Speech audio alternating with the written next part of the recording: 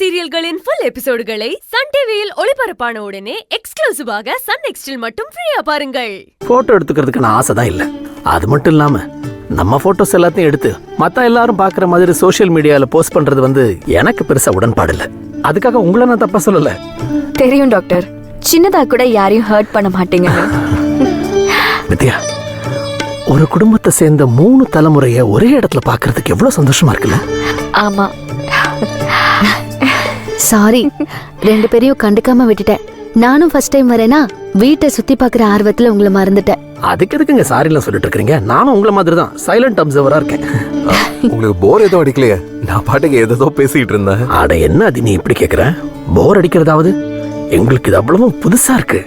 ஒரு பெரிய குடும்பம், பாரம்பரிய வீடு, இதெல்லாம் பாக்குறதுக்கு ரொம்ப சந்தோஷமா இருக்கு. நீ தப்பா எடுத்துக்கலாம். ஒண்ணு கேக்குறேன், சங்கவிக்கு நாங்க இங்க வந்திருக்கிறது தெரியாது, சொல்லல.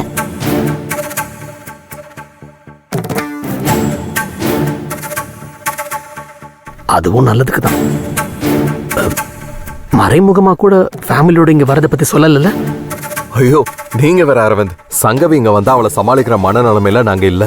அவகிட்ட என்ன சொல்லணும், சொல்லக்கூடாது, எது ஞாபகம் இருக்கு, ஞாபகம் இல்லன்னு யோசிச்சு பேசுறதுக்குள்ள ஒரு வழி ஆயிடுது. தேவையில்லாம பேசாத ஆதி.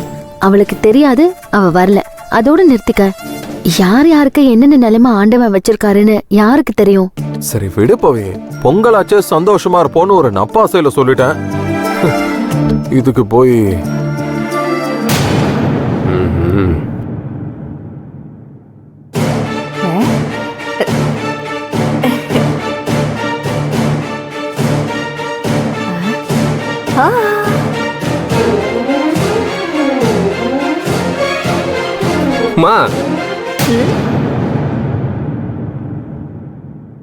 என்னமா பண்ணிட்டு இருக்க?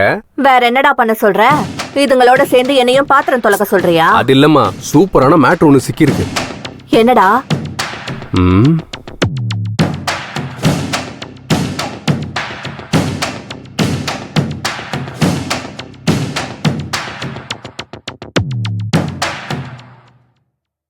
மா, உனக்கு ஒரு விஷயம் தெரியுமா? சங்கவிக்கு நம்ம எல்லாம் இங்க வந்திருக்கிறதே தெரியாதான். நமக்கே இன்னைக்கு காலையில தான் நாம இங்க வருவோமா இல்லையானே தெரியும். இதுல அவளுக்கு தெரிஞ்சா தெரியலனா என்னடா? அப்படியே தெரிஞ்சிருந்தா அவளே வந்திருப்பாளே.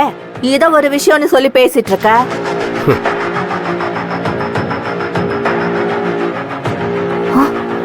டேய், என்ன சொன்ன? சங்கவிக்கு விஷயம் தெரிஞ்சா இங்க வராம இருக்க மாட்டா, அப்படிதானே? சொன்னா வந்துருவாளே, அதானே இப்போ உன்னோட பணியா இருக்கணும். வரட்டும் வரட்டும்டா. வந்தாதான் சரியா 1க்கு 2 விஷயம் நடக்கும். 2? சீதாவுக்கு அந்த பவித்ராவோட சப்போர்ட்னால திமிரு ஏறி போச்சு. போனா போட்டுனால நம்மள இங்க கூப்பிடுறா. வாசுகி யாருன்னு அவளுங்களுக்கு காட்டுறேன். ஆட்டமா ஆடுறாளுங்க ஆட்டம். ஆமா, 2 விஷயம்னு சொன்னியம்மா. பிசினஸ் ஆரம்பிக்கணும்லடா. ஆமாமா, அதுதான்டா 2வது விஷயம். அடப்போம்மா, அதுக்கும் சங்கவி வர்றதுக்கு என்னமா சம்பந்தம் இருக்குடா? எப்படியோ ராஜசேகரன் சங்கவிய தனியா விட மாட்டாரு.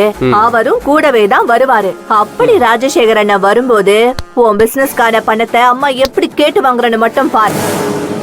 மா, வேற லெவல் மணி. புரிஞ்சா சரி.